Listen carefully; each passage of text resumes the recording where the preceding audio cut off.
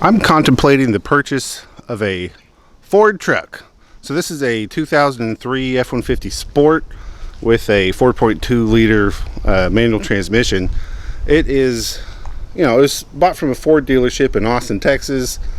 Still, well, it's not registered right now, but lived his whole life in Texas, so no rust. So 20-year-old truck that looks pretty clean, minus this one dent, which, whatever. For the price, the number being thrown around is about $800. Let's check this out together. I'm excited about how bare bones this truck is. So it's got the manual crank windows, rubber floor mat, bench seat, and it just screams work truck to me. Also being equipped with this camper shell, some sort of security for your tools, and it's got the tow hitch, so I can still drag my trailer around. The registration went out in 2020. That's 3 years of sitting, and that's not too bad. I've bought cars that have sat much longer than this, so I'm pretty sure the gas will be all right. Okay, let's get the multimeter out to see what the battery's at. It's at 0.1 volts, so it's totally discharged. Let's hook a battery up, jump it. Well, maybe not jump start it yet. Let's just check mileage. Ooh, 116,000 miles. That is great. I haven't had a car with this low miles like ever. Honestly, this is, I like it. And it's almost out of gas, so that's good. It's about 1/8 of a tank of gas. I got some fuel additive and 5 gallons of new gas. I'm gonna pour my fuel additive into the gas tank and then pour the gas tank into the truck.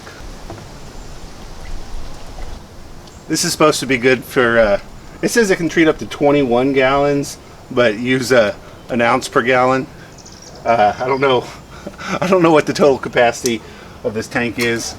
We're using the whole thing, because 3 years of old gases, that's enough time to cause some problems with the gas.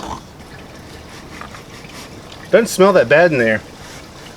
It smells old, but doesn't smell like that lacquer smell. All right, well, that's about all she wrote. So I was checking fluids, reservoir full of coolant, brake fluid, whatever, clutch fluid, yeah. But the oil is down at the bottom of the dipstick and it's very black. So maybe some deferred maintenance before it got parked. Anyways, I brought a quart with me, 520. Before we start it, before we attempt to start it at least, let's make sure it's got oil in it, Yeah, it's made an impact. We'll check it again later. All right, let's see if it'll just jump start.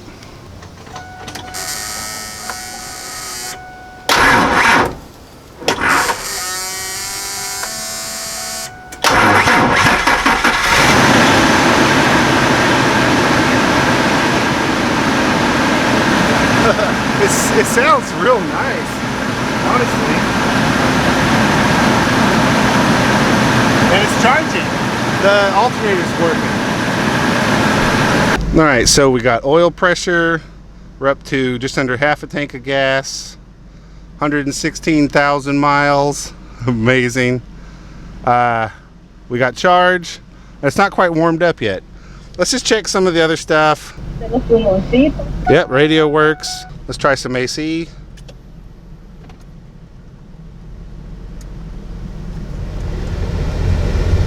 I didn't hear it click on. So the AC compressor's not spinning, so that means no AC. The blower motor speed works. Nice. There's not even check engine light or anything. Wonder if this would pass inspection. The clutch feels good. Brakes feel solid. Gas pedal feels good.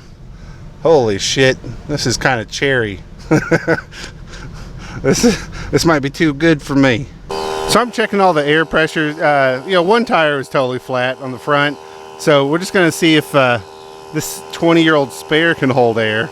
All right, I got a spare tire on it. I guess it's time to just see what it'll do. All right, hold the brake, Pull the parking brake, clutch in, reverse. Alright,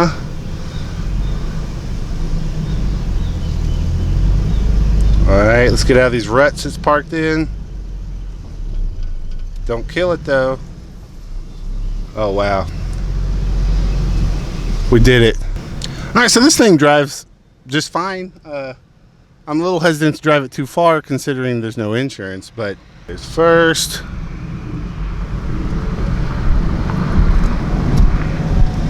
There's a lot of tire squeaking on that antique spare. This 100% would make it home where I could work on it proper. Well, I snuck the car home middle of the night. Not really, it was like 8 p.m. and put it on a charger. We're about 12 hours later. It's up to 13.2 volts and it claims 99% state of charge. That doesn't mean that the battery still is good, but maybe. Let's just see if this is charged. So there's almost no charge at all. We're looking at the static pressure right now on the the low side port, and so what static pressure is this sort of, I mean, it's just the pressure of the system when it's not running. Both sides equalize, and it's almost no charge at all, so it's near zero. So this might be a good candidate for using this to try to get the AC going again. So what we're looking at is a static pressure chart for R134A. And today's about a 70-degree day, and so the pressure should be around 72. And what this can tell you is whether or not your system has any liquid refrigerant in it. So with the pressure being down around, almost zero, that means there is no chance that there's any liquid refrigerant left in the system, meaning that the air conditioner is completely empty with just residual gas pressure in it.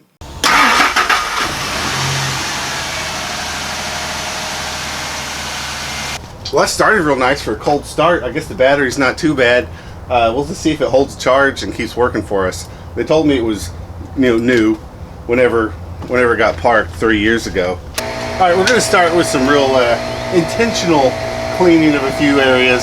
I don't want to do the engine too much, but there's a lot of rat poop on top. Just a little. Hopefully I don't ruin anything.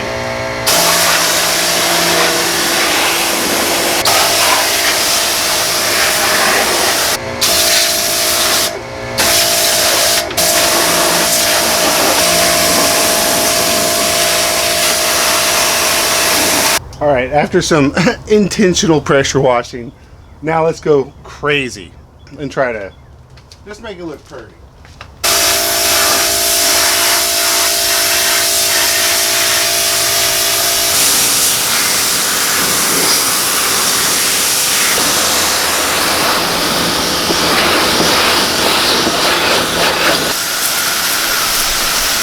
So this cleaned up fairly well.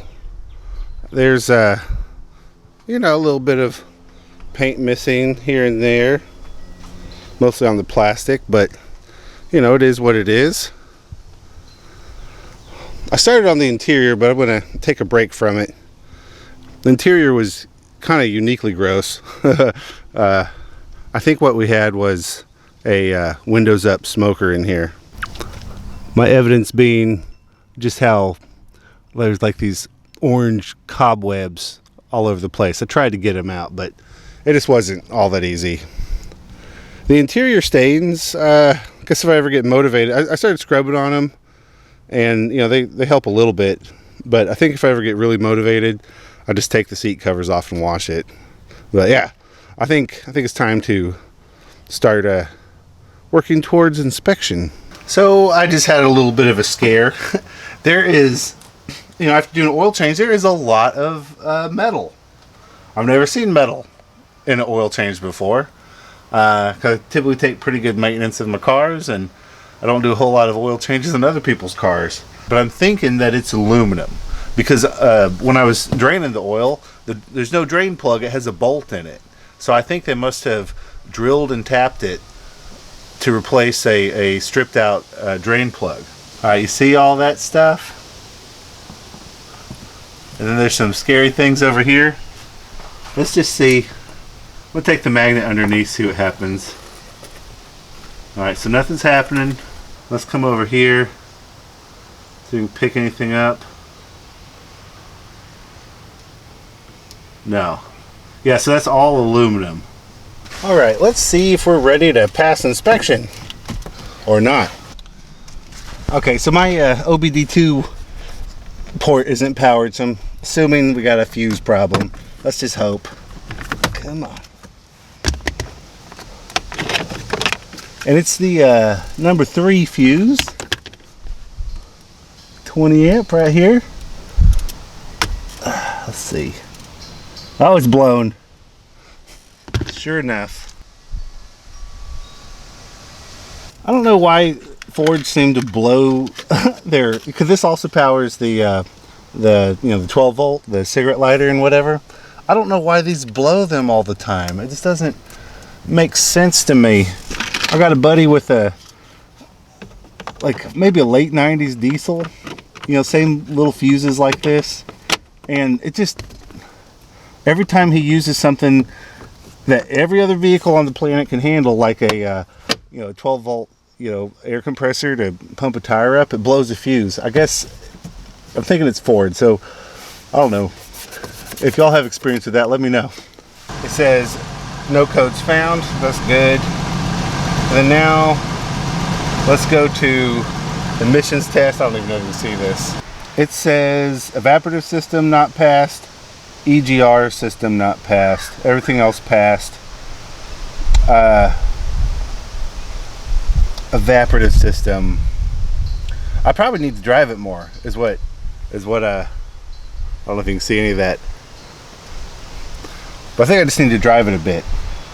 Gosh, the sticker station closes in an hour and 20 minutes. All right, I'm just gonna drive and see what happens. All right, I did a 25-mile joyride out in the countryside, and now we only have one that's not passed yet.